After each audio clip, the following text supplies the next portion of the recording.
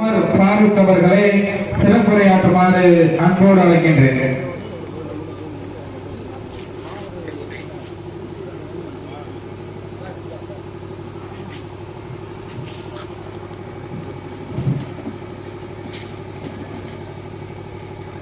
அளவற்ற அருளாளரும்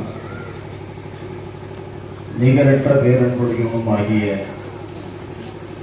எல்லாம் வல்ல அல்லாஹ் தஆலாவின் திருநாமம் போற்றி தொடங்குகின்றேன். சிவகங்கை மாவட்டம் தேவக்கோட்டையில எஸ்டிபிஐ கட்சியின் சார்பாக வக்ஃபு உரிமை மீட்பு பொதுக்கூட்டத்தை மிக நேர்த்தியோடு ஒழுங்குபடுத்தி நடத்தி தலைமையேற்றுக் கொண்டிருக்கக்கூடிய எஸ்டிபி கட்சியினுடைய மாவட்டத்தினுடைய தலைவர் அருமை தம்பி அப்துல் கலாம் அவர்களே, இந்த நிகழ்வுக்கு முத்தாய்ப்பாக திருமறை குர்ஆன் வசனத்தை ஓதி தொடங்கி வைத்த பாசத்திற்குரிய இமாம் அவர்களே, நிகழ்வில் வரவேற்புரை ஆற்றி அமர்ந்திருக்கக்கூடிய மாவட்டத்துடைய செயலாளர் அருமை தம்பி சாதிக் அலி அவர்களே, இந்த நிகழ்வில் முன்னிலை வகித்துக் கொண்டிருக்கக்கூடிய மாவட்டத்தினுடைய பொதுச் செயலாளர் அகமது அலி அவர்களே, நிகழ்வை தொகுத்து வழங்கிக் கொண்டிருக்கக்கூடிய அருமை தம்பி சாதிக் அவர்களே, எனக்கு முன்பாக அவர் ஒரு சட்டம் படித்தவர் என்ற அடிப்படையில் மிக நேர்த்தியாகவும் மிக விளக்கமாகவும் தரவுகளோடு இந்த சட்டத்தின் தவறுகளை சுட்டிக்காட்டி உரை நிகழ்த்தி அமர்ந்திருக்கக்கூடிய வழக்கறிஞர் தம்பி அனஸ் அவர்களே, இந்த பொதுக்கூட்டத்திற்கு திரளாக கலந்து கொண்டு வக்ஃபு திருத்த சட்டம் நிச்சயமாக ஏற்புடையது அல்ல, அதை இந்தியா முழுவதும் முன்னெடுத்துக் கொண்டிருக்கக்கூடிய எஸ்டிபிஐ கட்சியோடு நாங்கள் உடன்பட்டு நிற்கிறோம் என்ற அந்த உணர்வோடு வந்து அமர்ந்திருக்கக்கூடிய ஜமாத்தார்களே, பெரியோர்களே, தாய்மார்களே, இங்கே கண்ணுக்கு எட்டிய தூரம் வரை அமர்ந்தும் நின்றும் பார்த்துக் கொண்டிருக்கக்கூடிய அன்பு உறவுகளே, நம் அனைவர் மீதும் ஏக இறைவனின் சாந்தியும் சமாதானமும் என்றென்றும் நின்று நிலவட்டுமாக என்ற பிரார்த்தனையோடு இந்தியா முழுவதும் இன்றைக்கு எஸ்டிபிஐ கட்சி மாநாடுகளாக, போராட்டங்களாக, ஆர்ப்பாட்டங்களாக, கருத்தரங்கங்களாக, பிரச்சார யுக்தியை வகுத்து இன்றைக்கு இந்தியா முழுவதும் களமாடி கொண்டிருப்பதை நீங்கள் பார்க்கிறீர்கள். இந்த சட்ட திருத்தம் வந்தபோது எல்லா அமைப்புகளும் கட்சிகளும் எதிர்த்தார்கள், ஒரு கண்டன முழக்கத்தை எழுப்பினார்கள், ஒரு ஆர்ப்பாட்டத்தை நடத்தினார்கள், ஒரு பொதுக்கூட்டத்தின் வாயிலாக கண்டித்தார்கள் என்ற நிலையில எஸ்டிபிஐ கட்சி நின்று விடாமல் இந்த சட்டத்துடைய தீமை குறித்து முதலிலே நம்முடைய சமுதாய மக்களுக்கு வகுப்படுத்த வேண்டும் என்ற அடிப்படையிலே தான் இன்றைக்கு இந்தியா முழுவதும் இந்த போராட்டத்தை முன்னெடுத்து மக்கள் மத்தியில, பொதுவாக இஸ்லாமிய சமுதாயத்தின் மக்கள் மத்தியில சிஏஏ போராட்டத்திற்கு இருந்த அந்த விழிப்புணர்வு வக்ஃபு திருத்த சட்டத்திற்கு இல்லையே என்கின்ற கவலையெல்லாம் எங்களுக்கு ஏற்பட்டதுண்டு. ஏனென்று கேட்டால், இந்த நாட்டிலே தம்பி அனஸ் அவர்கள் குறிப்பிட்டதை போல ராணுவத்துக்கு அடுத்தபடியாக, ரயில்வேக்கு அடுத்தபடியாக வக்பு நிலங்கள், வக்பு சொத்துக்கள் இருக்கிறது. அது RSS சங்கு பரிவார கண்களை உறுத்துகிறது. எனவேதான் இது போன்ற சட்டங்களை கொள்ளைப்புற வழியாக இல்லாமல் நேரடியாகவே இன்றைக்கு அவர்களுக்கு அதிகார பலம் இருக்கிறது என்பதற்காக அவர்கள் கொண்டு வந்து கொண்டிருக்கிறார்கள். இதை மட்டும்தான் அவர்கள் கொண்டு வந்தார்களா என்று பார்த்தால், அவர்கள் ஆட்சிக்கு வந்து 11 ஆண்டுகள் ஆகிறது. தொடர்ச்சியாக இந்த 11 ஆண்டுகளிலே நீங்கள் வரிசைப்படுத்தி பாருங்கள். இந்த 11 ஆண்டுகளிலே மக்களுக்கு நிம்மதி ஏற்பட்டிருக்கிறதா என்றால் இல்லை. இங்கே வியாபார பெருங்குடி மக்கள் நிம்மதியாக வாழ்கிறார்களா என்றால் இல்லை. விவசாய பெருமக்கள் இங்கே நிம்மதியோடு இருக்கிறார்களா என்றால் இல்லை. ஏழை பாலை இந்த நாட்டிலே நிம்மதி பெருமூச்சோடு வாழ்கிறார்களா என்றால் இல்லை. மக்களுக்கான எந்த பணியையும் செய்யாமல் அவர்களுக்கு யார் எதிரி என்று டார்கெட் செய்து பணிகளை நடத்தி கொண்டிருக்கிறார்கள். இந்த மண்ணின் மைந்தர்கள், இந்த நாட்டுக்கு விடுதலை பெற்று தந்தவர்கள் எங்கே திரும்பினாலும் இஸ்லாமியர்களுடைய வரலாற்று சின்னங்கள் இருந்து கொண்டிருப்பதை அவர்களால் பொறுத்துக் கொள்ள முடியவில்லை. நாம் இந்த இஸ்லாமியர்களை அந்நியன் என்று சொல்லிக் கொண்டிருக்கிறோம். இந்த இஸ்லாமியனை இந்த நாட்டுக்கு எதிரானவன் என்று காட்டிக் கொண்டிருக்கிறோம். இந்த நாட்டுக்கும் இஸ்லாமியனுக்கும் எந்த பொறுப்பில்லை என்று நாம் பிரச்சாரம் செய்து கொண்டிருக்கிறோம். ஆனால் எங்கு திரும்பினாலும் இஸ்லாமிய அடையாளங்களாக இருந்து கொண்டிருக்கிறது. இது எப்படி சாத்தியமானது? இந்த அடையாளத்தை எல்லாம் நம்மால் அழிக்க முடியவில்லையே, ஒழிக்க முடியவில்லையே என்று கவலைப்படுகிறார்கள். RSS சித்தாந்தத்தை உள்வாங்கி இருக்கக்கூடியவர்கள் டெல்லியிலே போய் பார்க்கிறார்கள். மோடி நின்று கொடியேற்றுகின்ற செங்கோட்டை எங்கள் முப்பாட்டன் கட்டியது. அவர் ஏற்றுகின்ற கொடி எங்கள் சகோதரி உருவாக்கி தந்த கொடி. இன்றைக்கு உலக வரலாற்று சின்னமாக விளங்கக்கூடிய எத்தனையோ அடையாளங்கள், தாஜ்மஹால் உட்பட அத்தனை அடையாள சின்னங்களும் இன்றைக்கு இஸ்லாமியருடைய வரலாற்றை பறைசாற்றிக் கொண்டிருக்கிறது. இந்தியா கேட் பகுதியிலே இருக்கக்கூடிய கல்வெட்டிலே பார்க்கிறார்கள். அதிலே இருக்கக்கூடிய பெரும்பாலான இஸ்லாமியருடைய பெயர்கள் அங்கே இடம்பெற்றிருக்கிறது. இந்திய விடுதலைக்காக போராட்டத்திலே தன்னுயிர் நீத்தவர்களுடைய அந்த பெயர்கள் மற்றவர்களை கூட மிகைத்திருக்கிறது. எப்படி சாத்தியமானது? ஒன்றுமில்லை. நாங்கள் விடுதலைக்கு போராடி கொண்டிருக்கின்ற போது நீ ஆங்கிலேயனுடைய சூக்காரை நக்கிக் கொண்டிருந்தாய். அதுதான் வரலாறு. ஆங்கிலேயனுக்கு அடிமையை வேலை செய்து கொண்டிருந்தாய். இந்த நாட்டுக்கு விடுதலை கிடைப்பதை நீ விரும்பவில்லை. ஆனால் என்னுடைய முன்னோர்கள் ரத்தம் சிந்தினார்கள், உழைத்தார்கள், உயிர் தியாகம் செய்தார்கள், பொருள் தியாகம் செய்தார்கள். இத்தனை தியாகத்தையும் செய்ததால் தான் இஸ்லாமியருடைய எந்த வரலாற்றையும் முன்னால் அழிக்க முடியவில்லை, ஒழிக்க முடியவில்லை. நீ ராமர் கோயிலை கட்டிவிட்டேன் என்று மார்த்தட்டிக் கொள்ளுகிறாயா? இன்னும் 1000 ஆண்டுகள் ஆனாலும் அது பாபர் மசூதி நிலம்தான் என்பதை நாங்கள் எங்கள் மக்களுக்கு மட்டுமல்ல இந்தியா முழுவதும் சொல்லிக் கொண்டே இருப்போம். இந்த இடத்துல எப்படி கோவில் வந்தது? பாபர் மசூதி இடித்து விட்டு கோவில் கட்டினார்கள். வரலாறு சொல்லுமா இல்லையா? ஒரு நீதிபதிக்கு பாராளுமன்ற உறுப்பினர் பதவி கொடுத்ததனால் அவர் உதவிவிட்டு போய்விட்டார். இப்போது கூட ஆந்திர மாநிலத்தினுடைய கவர்னராக ஒரு நீதிபதியிலே ஒருவனை போட்டிருக்கிறார்கள். இந்த பதவிகளுக்காக போட்ட அந்த உத்தரவை நாங்கள் எப்படி மதிக்க முடியும் என்று கேட்கின்ற இடத்திலே இன்றைக்கு நாம் இருந்து கொண்டிருக்கிறோம் என்று கூறியவர்களே. காஷ்மீர் மாநிலத்தினுடைய 370 பிரிவை நீக்கினீர்கள். அங்கே ஏதோ பிரச்சனை நடந்து கொண்டே இருக்கிறது. அதற்கு தீர்வை ஏற்படுத்துவதற்காக நாங்கள் அந்த பிரிவை நீக்குகிறோம் என்று சொன்னார்கள். இப்போதும் அங்கே மயான அமைதியாகத்தான் காஷ்மீர் மாநிலம் இருந்து கொண்டிருக்கிறது. சகோதரர்களே, நீ செய்தது ஏதாவது GST வரியை போட்டாய். எந்த வியாபாரியாவது நிம்மதியாக வாழ்கிறானா? லட்சக்கணக்கான தொழில்கள் இன்றைக்கு முடங்கி கிடக்கிறது. லட்சக்கணக்கான நிறுவனங்கள் என்று மூடப்பட்டுக் கொண்டிருக்கிறது. சிறு சிறு வணிக நிறுவனங்கள் எல்லாம் இழுத்து மூடிக்கொண்டிருக்கிறார்கள். தொழில் நகரமாக இருந்த திருப்பூரும், கோயம்புத்தூரும், ஈரோடும், கரூரும் இன்றைக்கு நசிந்த நிலையிலே இருந்து கொண்டிருக்கிறது. காரணம் இந்த GST. நல்ல பணத்தை எல்லாம் கள்ளப்பணம் என்று சொல்லி பணம் மதிப்பிழப்பை கொண்டு வந்தாங்க. அதனால் என்னவானது? அழகாக இருந்த எங்கள் நாட்டுடைய ரூபாயை ஆற்று சீட்டு மாதிரி மாத்திர பெருமையை தவிர உன்னால் வேறு என்ன செய்ய முடிந்தது?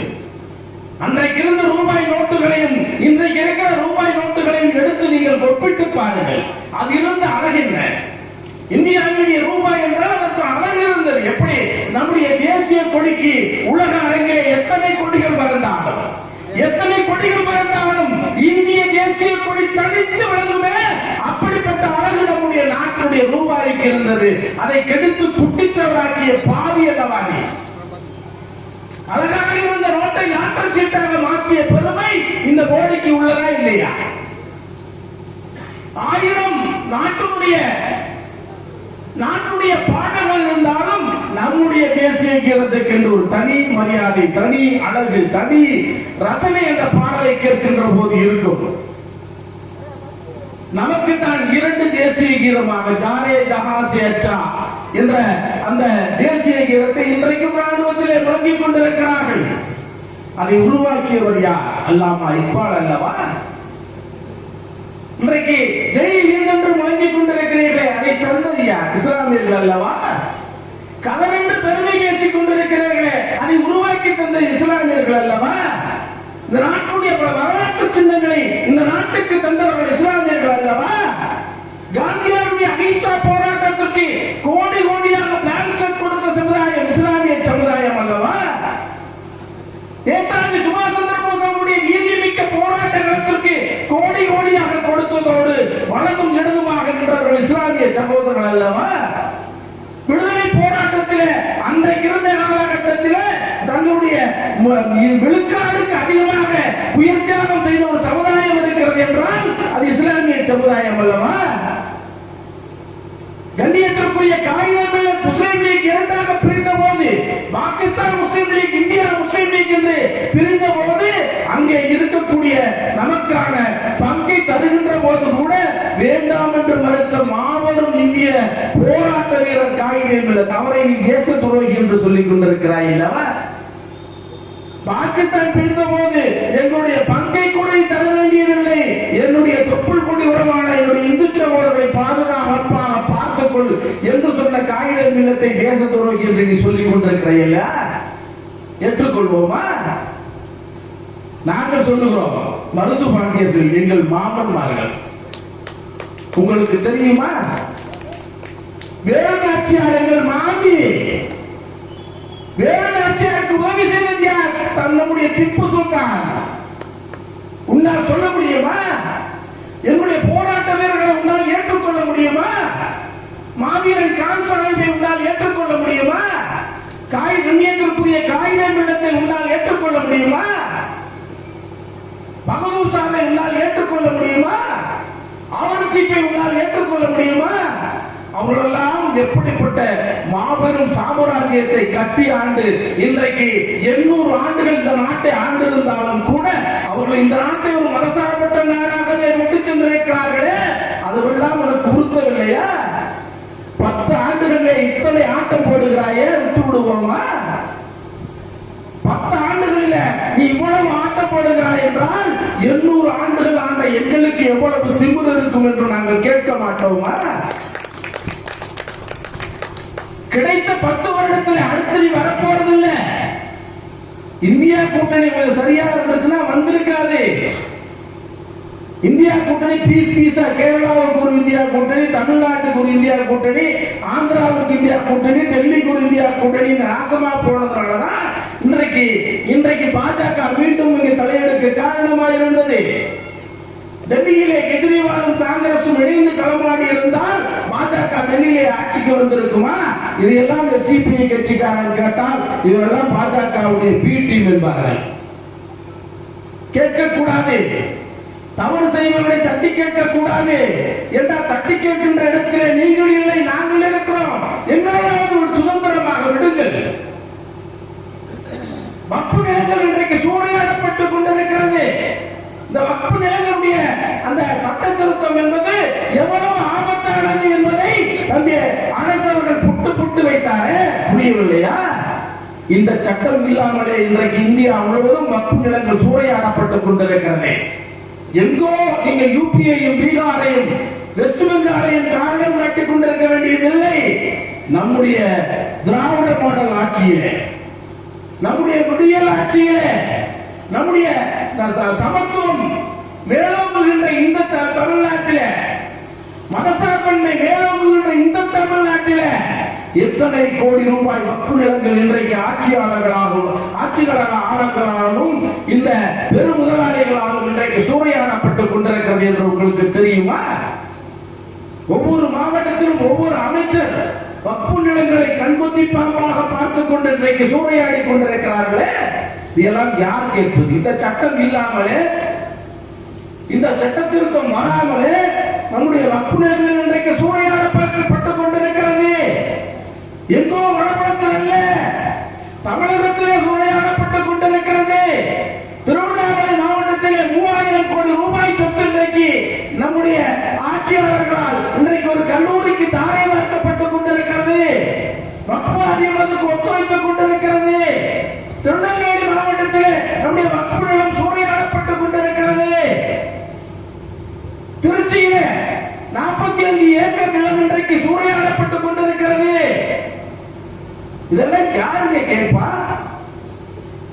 ஒரு கட்சியை நம்ம ஆதரிக்கிறோம் என்பதற்காக அவர்கள் செய்கின்ற தவறை எல்லாம் ஆமாசாமி போட்டுக் கொண்டே இருக்க வேண்டும் என்பது எந்த சட்டத்திலே இருக்கக்கூடிய ஒரு வரைமுறை என்பதை நீங்கள் சிந்தித்து பார்க்க வேண்டும் என்பதற்காக சொல்லுகிறேன்.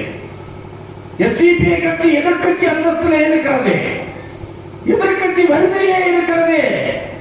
அதனால் இன்றைக்கு ஆளுங்கட்சி ஆதரவில் இருக்கக்கூடிய பல இஸ்லாமிய சகோதரர்கள் பல தகவல்களையும் தரவுகளையும் எஸ்டிபிஐ கட்சி தலைமைக்கு கொடுத்துக் கொண்டிருக்கிறார்கள். எங்களால் கேட்க முடியவில்லை.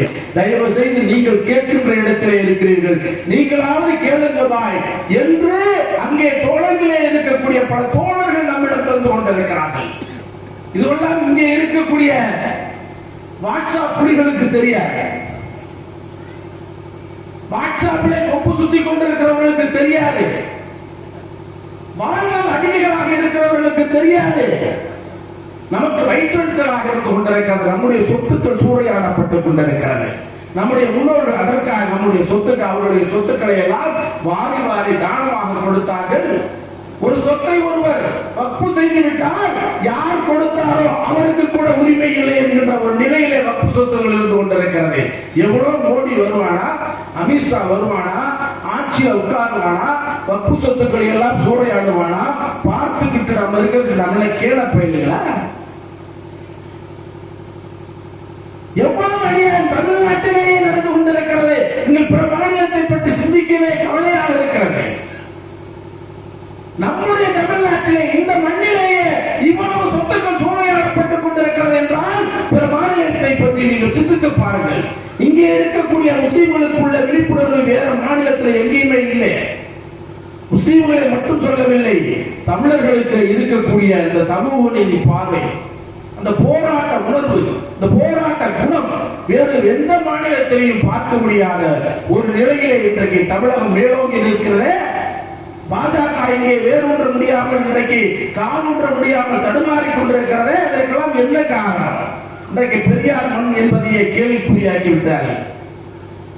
பெரியார் மண் என்பதுல நமக்கு எந்த சங்கடமும் இல்லை. நாங்களெல்லாம் திராவிடர்கள் என்பதில் எந்த சங்கடமும் எங்களுக்கு இல்லை. திராவிடத்தின் நீட்சிதான் எஸ்டிபிஐ கட்சி என்று நாங்கள் சொல்லிக் கொண்டிருக்கிறோம். நாங்களெல்லாம் தமிழர்கள் என்று பெருமைப்படுவதில் எங்களுக்கு எந்த சங்கடமும் இல்லை. ஆனால் இஸ்லாமிய சமுதாயத்தை வஞ்சிக்கின்ற எந்த காரியங்கள் நடைபெற்றாலும் அதை ஒருபோதும் நாங்கள் அனுமதிக்க மாட்டோம் என்ற நிலையிலே தான் இது போன்ற வக்ஃபு திருத்த சட்டங்களை நாம் கண்டித்துக் கொண்டிருக்கிறோம், எதிர்த்துக் கொண்டிருக்கிறோம். ஒரு வரிசையாக நீங்கள் பாருங்கள், பிஜேபி ஆட்சிக்கு வந்து வரிசையாக பாருங்கள். 370 நீக்கினார்கள், முத்தலாக் சட்டத்தை கொண்டு வந்தார்கள், பசுவதை சட்டத்தை கொண்டு வந்தார்கள். பாபர் மஸ்தி இடத்தில் ஆட்சிக்கு வருகின்ற வரை நீதிமன்றம் நீதிமன்றம் நீதிமன்றம் என்று புச்சாண்டி காட்டி ஆட்சிக்கு வந்தவர் அவனுக்கு சொல்வதை தலையாட்டுகின்ற நீதிபதிகள் வந்தவுடனேயே பாபர் மஸ்தி இடத்தை அப்படியே அபகரித்து கோவிலை கட்டிவிட்டார்கள். கோவிலை கட்டியது அந்த ராமனுக்கே பொறுப்பு இல்லையோ என்னமோ அந்த பைசா பார்த்து பாராளுமன்றத்தில் ஒரு தலித் சகோதரன், அதுவும் சமாஜ்வாடி கட்சியைச் சேர்ந்த தலித் சகோதரனை அங்கே வெற்றி பெற செய்தார்கள் அந்த மக்கள். பாபர் மசூதியை இடித்து கோவில் கட்டிய பிறகுதான் அந்த தொகுதியிலே நடைபெற்ற தேர்தலிலே தோற்றிருக்கிறது பாரதிய ஜனதா. அந்த அந்த ராமர் கோவிலுடைய தலைமை குரு என்று சொல்லக்கூடிய அவர் முந்தானத்து இறந்தார். அவரை கொண்டு போட்ட அந்த கொடுமையை பார்த்தீங்கன்னா அதெல்லாம் அல்லாஹ்வுடைய தண்டனையோன்னு எனக்கு தெரியல. அவ்வளவு பெரிய சாமியார், அந்த இதனுடைய தலைமை அர்ச்சகர், அவர் செத்துட்டாரு. அவரை கொண்டு கடல்ல அப்படியே தூக்கி வளைச்சு புடிச்சு நெளிச்சு தூக்கி அப்படி கடல்ல வீசுறாங்க. இந்த கொடுமையெல்லாம் இஸ்லாத்திலே நீங்கள் பார்க்க முடியுமா? எவ்வளவு கண்ணியமாக, அடக்கத்தை கூட எவ்வளவு கண்ணியமாக நடத்தக்கூடிய மார்க்கத்திலே நாம் பிறந்திருக்கோம். இவனுக்கு நமக்கு புத்தி சொல்லணுமா? நாம் எப்படி நடக்க வேண்டும், எந்த உடையை உடுத்த வேண்டும், எந்த உணவை உண்ண வேண்டும், எந்த கலாச்சாரத்தை பின்பற்ற வேண்டும் என்று இந்த கேடு கட்டவர்கள் சொல்லுகின்ற இடத்துல இஸ்லாமிய ஒரு சின்ன நிலையிலே கூட இல்லை. எங்களுக்கு 1400 ஆண்டுகளுக்கு முன்பாகவே அற்புதமான வழிகாட்டுதல்களை தந்திருக்கிறார்கள். இன்றைக்கு இந்த வக்ஃப் நிலம் பற்றி எல்லாம் பேசிக் கொண்டிருக்கிறோமே, உலகத்திலேயே தர்மம் செய்கின்ற மக்களிலே மிகையானவர்கள், மிகைத்து நிற்பவர்கள் இஸ்லாமியர்கள். உலகத்திலேயே பாதிப்பு யாருக்கு ஏற்பட்டாலும் ஓடோடி சென்று உதவி. ஐயக்கத்தை விடுங்க, கட்சியை விடுங்க, எல்லாத்தையும் விடுங்க. யாருக்கு பாதிப்பு ஏற்பட்டாலும் ஒரு தொப்பி போட்ட பாய், ஒரு தாடி வச்ச பாய் போய் நிற்பார். அவருக்கு கட்சி சொல்லவில்லை, அவருடைய இஸ்லாம் அவர்களுக்கு சொல்லுகிறது. உன்னுடைய அண்டை வீட்டுக்காரன் பசித்திருந்தால் நீ வயிறார உண்டா, நீ என்னை சார்ந்தவன் அல்ல என்று நபிகள் நாயகம் எங்களுக்கு சொல்லிக் கொடுத்ததன் விளைவு. அதனால்தான் யார் பாதித்தாலுமே ஓடோடி போய் நிற்கிறோம். நீ கோடி கோடியாக தர்மம் செய்வதை விட நீ நடக்கின்ற பாதையிலே மக்களுக்கு இடையூறு ஏற்படுத்தக்கூடிய கற்களும் முற்களும் இருந்தால் அதை அகற்றிவிட்டு போ, உனக்கு அதிலே தர்மத்திற்கான கூலியை நான் தருகிறேன் என்று எங்கள் இறைவன் சொல்லி இருக்கிறார். அதுதான் தான் நாங்கள் சோசியல் ஒர்க்ஸ் நிறைய செய்கிறோம். எனக்கு முன்னாடி தம்பி சொன்னது மாதிரி ஒரு பேரிக்கம்பழத்துடைய பாதி துண்டையாவது கொடுத்து நீங்கள் உங்களுடைய நன்மையை அதிகரித்துக் கொள்ளுங்கள் என்று சொன்னதன் விளைவுதான் தர்ம காரியங்களிலே 2015 மழை வெள்ளம் வந்தபோது கழுத்தளவு தண்ணியிலே போய் சோத்து பொட்டலத்தோடு இவன் பசியாக இருந்து கொண்டிருந்தாலும் கூட சோத்து பொட்டலத்தை எடுத்து போய் அந்த மக்களுக்கு கொடுத்தானே, அவன் தான் எஸ்டிபிஐ கட்சிக்காரன். கொரோனா வந்தது, அண்ணன் இறந்த போது தம்பி ஓடி ஒளிந்தான், அம்மா இறந்த போது மகன் ஓடி ஒளிந்தான், கணவன் இறந்த போது மனைவி ஓடி ஒளிந்தார். அருகிலே சென்றால் அவர்களும் செத்து விடுவோம் என்ற பயத்திலே இருந்த போது இந்தியாவிலேயே முதல் முறையாக கொரோனா பாதித்த உடம்பிலிருந்து எந்த தீங்கும் ஏற்படாது என்று முதலாக இந்தியாவுக்கு சொன்னது எஸ்டிபிஐ கட்சி தொண்டர்களும் தோழர்களும் என்பதை மறந்து விடார்கள். அதற்கு பிறகுதான் மருத்துவர்களுக்கு நம்பிக்கை பிறந்தது. சகோதரர்களே, ஏதோ எஸ்டிபிஐ கட்சிக்கான தீண்டத்தகாதவனை பேர நீங்கள் பார்த்துக் கொண்டிருக்கிற பார்வையை முதலே மாற்றுங்கள். கொஞ்சம் நாங்கள் சூடு சொரணையோடு இருக்கின்ற காரணத்தினால் தான் சில விஷயங்களிலே உடனடியாக நாங்கள் எதிர்வினையாற்றுகிறோம். நாங்கள் யாருக்கும் அடிமையாக இருக்கவில்லை. சிஏஏ சட்டம் வந்த போது நம்மை விட அதிகமாக அதிமுகவை எதிர்த்தவன் தமிழ்நாட்டில் இல்லவே இல்லை என்று சொல்லும் அளவிற்கு சாகிப் பாக்குகளை நாம் தமிழகம் முழுவதும் உருவாக்கிய நம்ம கட்சிதான் எஸ்டிபிஐ கட்சி. ஏதோ சொல்லிக் கொண்டிருக்கிறார்கள். யாருக்கும் நாம் அடிமையாக இல்லை, யாருக்கும் பயந்தவர்களாக இல்லை, யாருடைய பேச்சை கேட்டுக்கொண்டும் நாம் செயல்படக்கூடியவர்களாக இல்லை. நாம் சுயமாக இயங்குகிறோம், சுயமாக செயல்படுகிறோம். திட்டமிடல் எங்களுக்கு தெளிவான திட்டமிடல் இருந்து கொண்டிருக்கிறது. நான் கூட தேவக்கோட்டையில என்ன சிறப்பு என்று தம்பிமார்களிடம் கேட்டேன். இங்கே ஜமாத் எல்லாம் ஒன்றுபட்டு இருக்கிறார்கள் என்றார். இதை விட சிறப்பு வேற என்னப்பா பண்ணுங்க? தேவக்கோட்டையுடைய சிறப்பு என்னன்னு கேட்ட போது இங்கே 5 பள்ளிவாசல்களோ ஏதோ இருக்கிறது. அத்துணை பேரும் ஒரே கட்டுப்பாட்டில் இருக்கக்கூடியவர்கள். அதே போன்று பொறுப்பாளர்கள் கூட சுழற்சியிலே பொறுப்பாளர்கள் வருவார்கள். எஸ்டிபிஐ போன்று சுழற்சி முறையிலே பொறுப்பாளர்கள் வருவார்கள் என்று சொன்னார்கள். இந்த சிறப்பு வேற எங்கேயும் நீங்க பார்க்க முடியாது. ஒரு மகல்லா இருக்கிறது என்றால் மகல்லாக்குள்ளே 4 பள்ளிகள் 4 பேர் 4 பக்கம் திரும்பிக்கிட்டு இருக்கிற நிலையில தேவக்கோட்டை ஜமாத்தை உள்ளபடியாக நான் பாராட்டுகிறேன். இதுவெல்லாம் முன்மாதிரியாக நீங்கள் எடுத்துக் கொள்ள வேண்டும். அங்கொன்றும் இங்கொன்றுமாக சில வாட்ஸ்அப் போராளிகள் இருப்பார்கள், அவர்களெல்லாம் கணக்கில் எடுக்காது.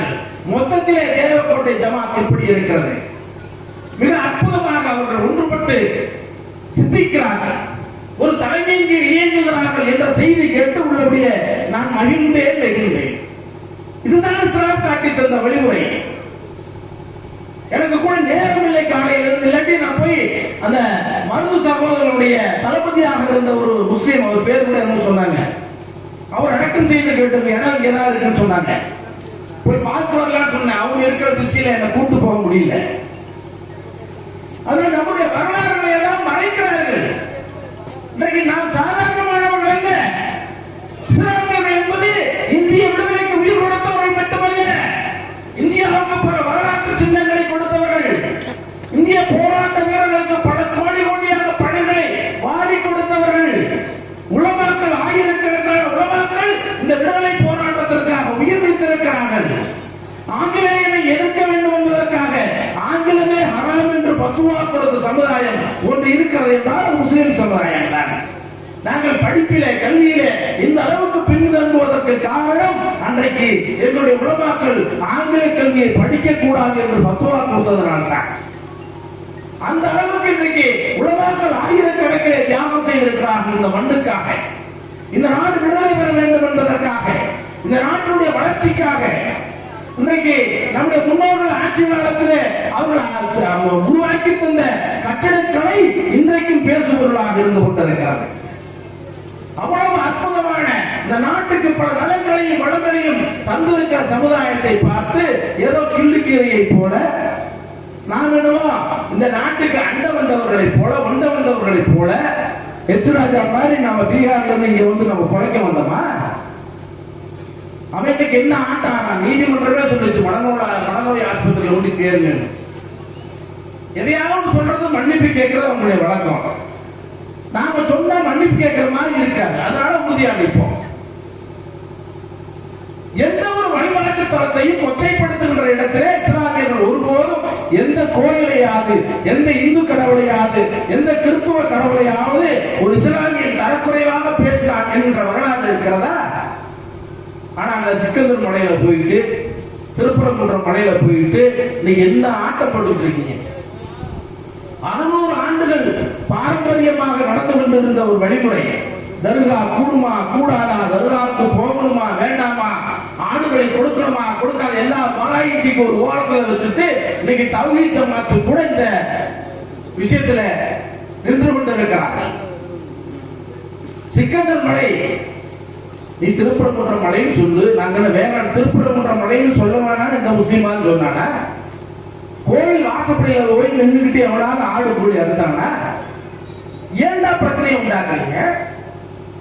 இத்தனை முசீபத்துக்கு யார் காரணம் தெரியுமா? இந்த ஆட்சியினுடைய டிஆர்ஓ தான். அவன் மட்டும் அன்னைக்கு பேசாம விட்டு ஒரு ஆடு மேல போயிருக்கும், இவ்வளவு பிரச்சனைகள் வந்திருக்காரு. அறுக்கக்கூடாது இவனாவது ஒரு முடிவெடுத்து சொல்லி அந்த பிரச்சனையை உண்டாக்குவதன் விளைவு இன்றைக்கு சங்கி கூட்டம் எல்லாம் அங்கே போய் சங்கமித்துக் கொண்டிருக்கிறார்கள். அது பாட்டுக்கு போயிட்டு இருந்துச்சு. இன்னும் சொல்ல போன பல கட்சியினுடைய நிர்வாகிகளை நாங்கள் சந்திக்கிறோம். மதுரையில திமுக, அதிமுக நிர்வாகிகள், மாவட்ட நிர்வாகிகள் எல்லாம் சந்திச்சு கேட்கும் போது, பாய் எனக்கு முட்டை போட்டதே சிக்கந்தர் தர்காவில்தான் பாய். அவ்வளவு பாரம்பரியம், அவ்வளவு வரலாற்று பூர்வமான ஒரு இடத்தை அது கபரை கொண்டு வேற இடத்துல மாத்தணுமா? எந்த முட்டாள் பயலாவது, ராஜாவை தவிர, எச்ராஜாவை தவிர எந்த முட்டாள் பயலாவது கபரத்துக்கு வேற இடத்துல மாத்தணும் சொல்ல முடியுமா? அது சிறையான எடுத்து வைக்கிறதுக்கு உள்ள புதைச்சிருக்கிற பணத்தை போய் தூக்கி வேற இடத்துல மாத்துக்கிறானா? இவ்வளவு மாதிரி கிறுக்கு பயில வேற எங்கேயா பார்க்க முடியுமா? சாதாரணமா சொல்றாங்க, கொஞ்சம் கூட கூச்ச நாச்சம் இல்லாமல். நாம சொல்வது அறிவுபூர்வமான செய்தியா என்று கூட தெரியாமல் அறிவுகட்ட தரமாக எதையாவது உணரை கொட்டுவது, பிறகு மன்னிப்பு கேட்பது, இதே வாடிக்கையாக இருக்கின்றவர்களை பற்றி நாம் புறந்தள்ள வேண்டும். அதே நேரத்தில் இஸ்லாமிய சமுதாயத்துடைய பிரச்சனைகளுக்காக மட்டும்தான் எஸ்டிபி கட்சி போராடுகிறதா என்றால் இல்லை. முஸ்லீம்கள் பிரச்சனை என்று பார்த்தால் ஒரு 10 விழுக்காடு பிரச்சனைகள் தான் முஸ்லீம்களுடைய பிரச்சனையை நாம் கையிலே எடுக்கிறோம். பாபர் மசூதி விஷயமாக இருக்கட்டும், வக்ஃபு நிலமா இருக்கட்டும், 370 இருக்கட்டும், இந்த மாதிரி சிஏஏவா இருக்கட்டும், பொது சிவில் சட்டமாக இருக்கட்டும், பசுவரை, இந்த மாதிரி விஷயங்கள்ல தான் நாம வந்து எதிராக களமாடுறோம். ஆனா 90 விழுக்காடு இந்திய மக்களுக்காக போராடி கொண்டிருக்கிறோம். பணமிழப்பு வந்த போது போராடினோம், ஜிஎஸ்டிக்காக போராடினோம், நீட்டுக்காக போராடினோம், விவசாயிகளுக்கு உடன் நின்றோம், மீத்தேன் அந்த திட்டத்தை கைவிடக் கோரி நாம் போராட்டம் நடத்தினோம். ஹைட்ரோ கார்பனுக்கு எதிராக போராட்டம் நடத்தினோம். காவேரிக்காக தமிழக மக்கள் மத்தியிலே நாம் முன்னாடி நின்றோம். அதே மாதிரி முல்லை பெரியார் விஷயத்திலே தமிழகம் ஒரு நிலையெடுக்கின்ற போது தமிழகத்துக்கு கூட நின்றோம். இப்படி எல்லா விடயங்களிலும் இந்திய மக்களுக்காகவும் தமிழக மக்களுக்காகவும் தான் நாம் பல போராட்டங்களை முன்னெடுத்திருக்கிறோம். பிற கட்சிகள் கூட சிந்திக்க தவறியதை நாம் செஞ்சிருக்கிறோம். நம்ம எஸ்டிபி மேல ஏன் அவங்களுக்கு கோபம்னா எதெடுத்தாலும் இவன் முன்னாடி செஞ்சானே, நமக்கு நாம செஞ்சா அது பழசா போயிருது. எதை எடுத்தாலும் நாங்க எங்களுக்கு வேலையே அதுதானப்பா. எஸ்டிபிஐ கட்சி சமுதாயத்துறை பாதுகாக்கக்கூடிய வேலியாக இருந்து கொண்டிருக்கிறோம், இல்ல வாட்ச்மேனாக இருந்து கொண்டிருக்கிறோம். எங்களுக்கு என்ன வேலை? சமுதாயத்திற்கு தீங்கு ஏற்படுகிறது என்றால் வாட்ச்மேன் பார்த்துக் கொண்டு சும்மா இருக்க முடியுமா? ஒரு வேலி பயிரை மேயாமல் வேலியை நாம் வைத்திருக்கிறோம் என்றால் அந்த வேலி மற்ற விலங்கினங்கள் பயிரை மேயாமல் பார்த்துக் கொள்ளுகின்ற இடத்துல எஸ்டிபிஐ கட்சி இருக்கின்ற காரணத்தினால்தான் எல்லா விடயங்களுக்கும் நாம் முதல்ல களப்பாடிக்கிறோம். இது வைத்திருத்தல் சிலருக்கு ஏதோ வருஷத்துக்கு ஒரு தடவை இஃப்தார் நிகழ்ச்சி நடத்துறது, மீலாது மாநாடு நடத்துறது, ஏதாவது நிக்காவில் கலந்துக்கிறது, ஏதாவது பள்ளிவாசல் திறப்பு விழாவில் கலந்துக்கிறது, இல்லாட்டி காய்கறிகளுக்கு பிறந்த நாளை கூடி ஒரு சமாதியில கூடி ஒரு பச்சை பொருள் போத்துறது, இது மட்டும்தான் சமுதாய பணிகளாக இருந்து கொண்டிருந்த ஒரு காலம் உண்டு. ஆனா இப்போது அப்படி அல்ல. பாஜக வருவதற்கு முன்பாகவே பிரச்சனை இருந்தது. இப்ப பாஜக வந்த பிறகு 100 மடங்கு பிரச்சனைகளை எதிர்கொள்ள வேண்டிய இடத்தில் நாம் இருந்து கொண்டிருக்கிறோம்.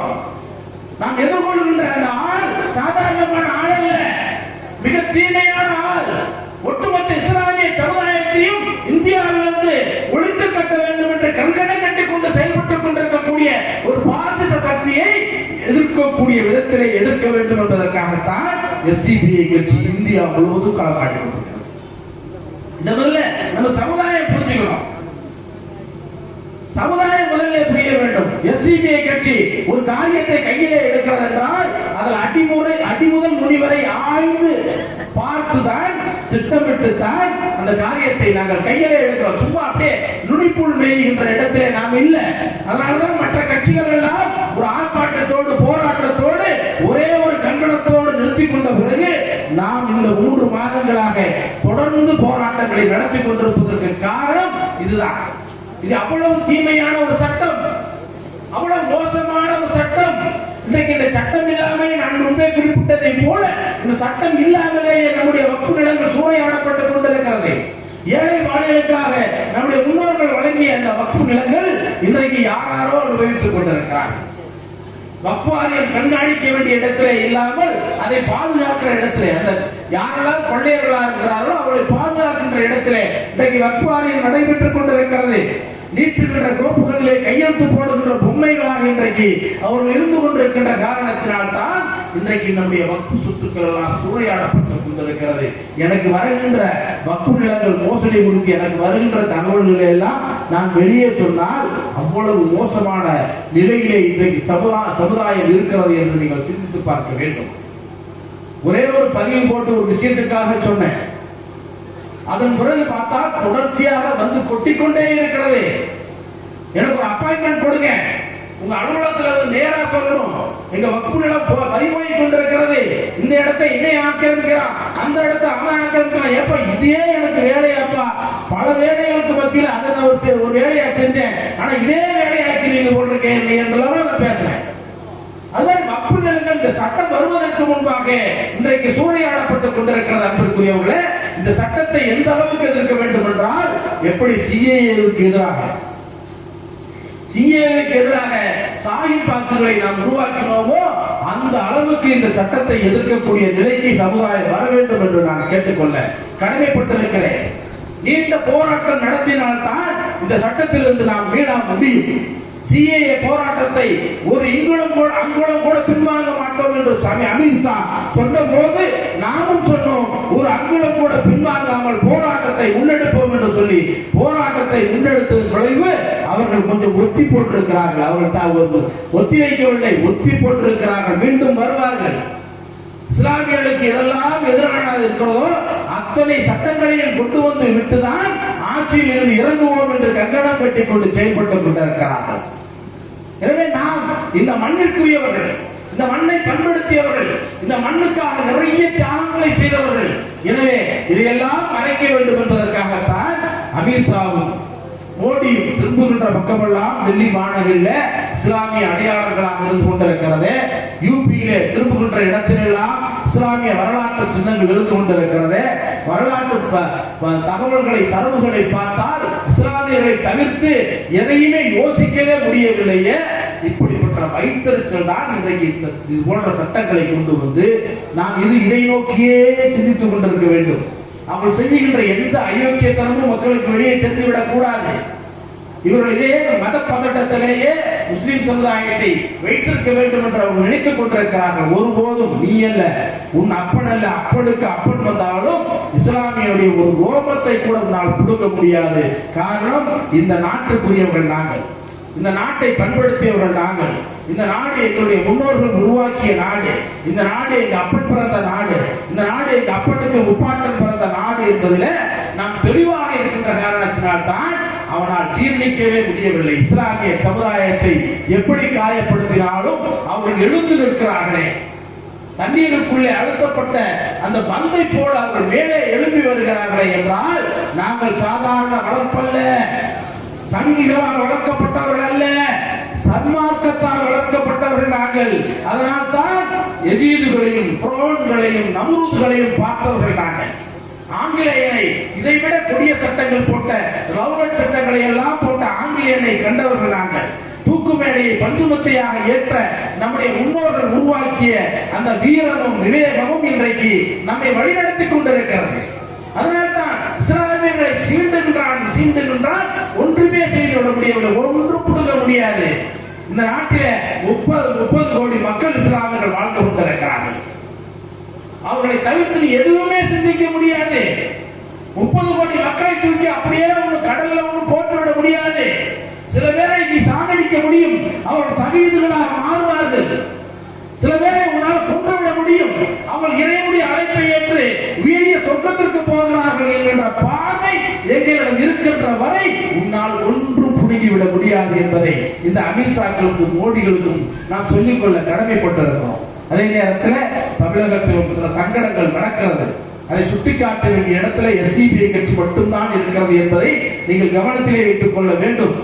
பிற அமைப்புகள் எல்லாம் இருக்கிறார்கள், அவர்கள் எல்லாம் தோழமையிலே இருக்கின்ற காரணத்தினாலே சுட்டிக்காட்டுவதற்கு அஞ்சுகின்ற ஒரு நிலை இருந்து கொண்டிருக்கிறது. நாம் எதிரணியிலே இருக்கின்ற காரணத்தினாலே நாம் சுட்டிக்காட்டுவதற்கு தயங்காமல் சுட்டிக்காட்டிக் கொண்டிருக்கிறோம். மக்களுக்கு தீங்கு ஏற்படுகின்ற போது அதை சுட்டிக்காட்டுகின்ற இடத்திலே எஸ்டிபிஐ கட்சி இருக்கின்ற காரணத்தினால்தான் சிலருக்கு பிடிக்கவில்லை, பலருக்கு பிடிக்கிறது. ஒரு கட்சியுடைய தலைவருக்கு பிடிக்கவில்லை என்றால் கீழே இருக்கக்கூடிய நிர்வாகிகள் நம்முடைய பணிகளை பாராட்டிக் கொண்டிருக்கிறார்கள். பல தரவுகளை நான் முன்பே சொன்னதை போல பல தரவுகளை தந்து இதை நீங்கள் கையிலே எடுங்கள், எங்களால் முடியவில்லை என்று சொல்லுகின்ற இடத்திலே இன்றைக்கு எஸ்டிபிஐ கட்சி இருக்கிறது தோழர்களே. எனவே எஸ்டிபிஐ கட்சி என்பது உயிரே போனாலும் பாஜகவோடு உறவு வைத்துக் கொள்ளாது. ஒன்று, எங்களுடைய ரத்தத்திலும் ரத்த நாளங்களிலும் ஊறி போன ஒரு விஷயம் என்றால் பாரதிய ஜனதாவையும் RSS எதிர்ப்பதுதான். எதிர்ப்பது மட்டுமல்ல தோழர்களே, அவர்களை யார் ஆதரிக்கிறார்களோ அவர்களையும் எதிர்ப்போம். வெறுமனே சும்மா பாஜக சொல்லி மேலோட்டமா அப்படி சொல்லிட்டு அப்படியே ஜாலியா அந்த கதையெல்லாம் இல்லைங்க. இங்க கொள்கையில யார் நமக்கு எதிரி என்பதை தீர்மானித்து விட்டு களத்திலே இருக்கக்கூடிய கட்சி எஸ்டிபிஐ கட்சி. எம்எல்ஏக்களும் எம்பிக்களும் ஆவதற்கு இன்னும் காலமானாலும் பரவாயில்லை. நம்முடைய பொது எதிரியை வீழ்த்துகின்ற இடத்துல எஸ்டிபிஐ கட்சி யாரையும் விட முதன்மையிலே இருக்கும் என்பதை நான் இந்த நேரத்தில் சமுதாய மக்கள் மத்தியில், அதுவும் பெண்கள் நிரம்ப வந்திருக்கிறீர்கள். உங்கள் உள்ளத்திலே ஒன்று போட்டால் அது பல்கலைக்கழகம் போன்று. உங்கள் உள்ளத்திலே போடுகின்ற செய்தி ஒட்டுமொத்த குடும்பத்திற்கு மட்டுமல்ல, உறவுகளுக்கும் சென்று சேரும் என்கின்ற அடிப்படையிலே சொல்லுகிறேன். தாய்மார்களுக்கும் ஒரு தகவலாக சொல்லுகிறேன். எஸ்டிபிஐ கட்சி எந்த நேரத்திலும் யாருக்காகவும் சோடை போகாது, யாரை கண்டும் அஞ்சாது. எங்களை நோக்கி வராத அம்புகளா, எங்களை நோக்கி வராத வழக்குகளா, எங்களை நோக்கி வராத சிறை கூடங்களா, எங்களுடைய சகோதரர்களை இன்னும் சிறையிலே வாடிக்கொண்டிருக்கிறார்களே, இதுவெல்லாம் என்ன அவர்களுடைய சொந்த வாக்கிய தகராறு, வரப்பு தகராறுல போனதா? சமுதாயத்திற்காக உழைத்தவர்கள் உள்ளே இருக்கிறார்கள். சமுதாயத்திற்காக உழைப்பதற்காக நாங்கள் ஓடோடி வந்து கொண்டிருக்கிறோம். இன்றைக்கு இவ்வளவு பிரம்மாண்டமான ஒரு கூட்டத்தை தோழர்கள் போட்டிருக்கிறார்கள் என்றால் இதற்கு பின்பு அவர்கள் எவ்வளவு உழைப்பு, எவ்வளவு தியாகம், எவ்வளவு பொருட்செலவு இருந்திருக்கும் என்பதை நீங்கள் சிந்தித்து பார்க்க வேண்டும். பொதுவாக இந்த பகுதியில் நான் முதல் முறையாக தேவக்கோட்டைக்கு வருகின்ற காரணத்தினால எப்படி இருக்குமோன்னு யோசிச்சேன். கலாம் சொதப்பிடுவாரோ அப்படின்னு யோசிச்சேன். சூப்பரா பண்ணியிருக்கிறார், வாழ்த்துக்கள். ரொம்ப அற்புதமாக இந்த தேவக்கோட்டை நகரத்தில் இருக்கக்கூடிய என்னுடைய தம்பி சாதி பம்பரமாக சுரண்டார். இன்னொரு சாதிக்கு அவரு சாட்டையாக பின்னி விளையாடிட்டாரு. இப்படி பல பேருடைய உழைப்பு இன்றைக்கு அற்புதமாக இந்த தேவக்கோட்டை நகரத்தில் எஸ்டிபிஐ கட்சி என்றால் என்ன, யார் என்று சொல்லுவதற்கான ஒரு வாய்ப்பு. இந்த வக்ஃபு திருத்த சட்டம் என்றால் என்ன, எதனால் இந்த சட்டத்தை நாம் எதிர்க்கிறோம் என்பதை தரவுகளோடு தம்பி அனஸ் இங்கே அடுக்கிய விதத்தை பார்த்து நான் உள்ளபடியே மகிழ்ந்து போனதற்கு நான் அதில் ரொம்ப உள்ள போகல. தம்பி சொன்ன செய்திகளே மிக அற்புதமான செய்தியாக இருந்த காரணத்தினால இன்னொருத்தர் வந்து அதை போட்டு உழப்ப வேண்டாங்கிறதுக்காக நான் வேற சப்ஜெக்டுக்கு போயிட்டேன். அற்புதமான செயல்பாட்டாளர்களை எஸ்டிபிஐ கட்சி உள்ளே வைத்திருக்கிறது.